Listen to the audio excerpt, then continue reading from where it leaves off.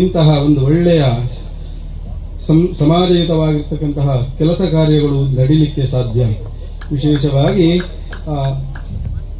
ಮನೆಯಲ್ಲಿ ಒಳ್ಳೆಯ ಸಂಸ್ಕಾರ ನಡಿಬೇಕು ಅಂತಾದರೆ ಅದು ಒಳ್ಳೆಯ ಒಂದು ಕುಟುಂಬ ಮನೆಯಾಗಿರಬೇಕಂತೆ. ಹಾಗಿರುವಾಗ ಇಂತಹ ಈ ಪುನರೂರು ಎಂಬಂತಹ ಊರಿನಲ್ಲಿ ಒಳ್ಳೆಯ ಸಂಸ್ಕಾರಯುತವಾಗಿರ್ತಕ್ಕಂತಹ ಹಿರಿಯರನ್ನ ಮುಂದೆ ಇಟ್ಟುಕೊಂಡು ಒಳ್ಳೆಯ ಸಮಾಜಮುಖಿ ಕೆಲಸಗಳನ್ನು ಮಾಡ್ತಾ ಇದ್ದಾರೆ. ವಿಶೇಷವಾಗಿ ಈಗ ಒಳ್ಳೆಯ ಕುಟುಂಬ ಅಂತೆಲ್ಲ ಒಂದು ಮನೆ 2 ಜನ, ಹಾಗೆ ತಪ್ಪಿದ್ರೆ 3 ಜನ. ಅಂತಹ ಸಂದರ್ಭದಲ್ಲಿ ಮಕ್ಕಳಿಗೆ ಒಳ್ಳೆಯ ಸಂಸ್ಕಾರ ಬರಲಿಕ್ಕೆ ಸಾಧ್ಯ ಇಲ್ಲ. ಹಿಂದಿನ ಕಾಲದಲ್ಲಿ ಶಾಲೆಗಳಲ್ಲಿ ರಾಮಾಯಣ, ಮಹಾಭಾರತ ಇತ್ಯಾದಿ ಕಥೆಗಳನ್ನು ಹೇಳ್ತಾ ಇದ್ರು. ಈಗ ಅದಕ್ಕೂ ಎಲ್ಲ ನಿಷೇಧ ಬಂದಿದೆ.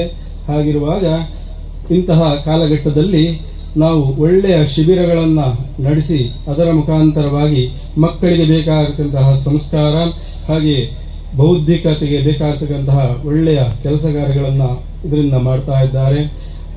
ಹಾಗೆ ಮಕ್ಕಳನ್ನು ಮಾತ್ರ ಇದು ಮಾಡಿದರೆ ಸಾಲದು, ಆ ಮಕ್ಕಳಿಗೆ ಒಳ್ಳೆಯ ಶಿಕ್ಷಣವನ್ನು ಕೊಡತಕ್ಕಂತಹ ಶಿಕ್ಷಕರು, ಆಚಾರ್ಯರು ಅಂತ ಯಾರಿದ್ದಾರೆ ಅವರನ್ನು ಕೂಡ ಗೌರವಿಸುವಂತಹ ಸ್ತುತ್ಯರ್ಥವಾದಂತಹ ಕಾರ್ಯಕ್ರಮಗಳು ಈ ಪುನರೂರು ಪ್ರತಿಷ್ಠಾನದಿಂದ ನಡೀತಾ ಇದೆ.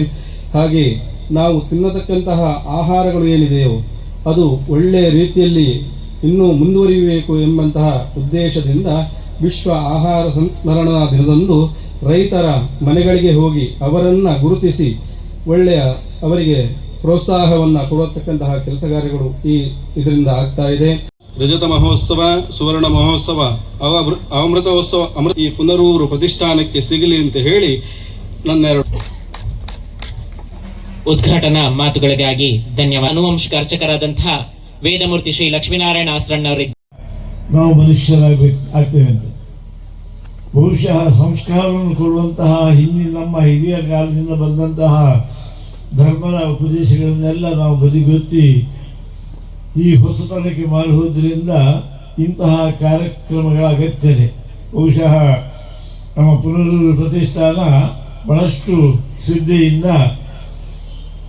ಒಳ್ಳೆಯ ಸಮಾಜವನ್ನು ನಿರ್ಮಿಸಬೇಕು, ಒಳ್ಳೆಯ ಸಮಾಜ ನಮಗೆ ಬೇಕು, ಸುಸಂಸ್ಕೃತರಾದಂತಹ ಜನ ನಮ್ಮೊಂದಿಗೆ ಬೇಕೆಂಬಂತಹ ದೃಷ್ಟಿಯಿಂದ ಸಮಾಜ ಸೇವೆ ರೀತಿಯಲ್ಲಿ ವಿಶೇಷವಾಗಿ ಜನ ವಿಕಾಸವೇ ನಮ್ಮ ಗುರಿ ಅಂತ ಹೇಳಿದಾಗೆ ಬಹಳಷ್ಟು ಪ್ರಯತ್ನದಿಂದ ಕರ್ತವ್ಯ ಮಾಡಲಿಕ್ಕೆ ಮುಂದುವರೆದಿದೆ.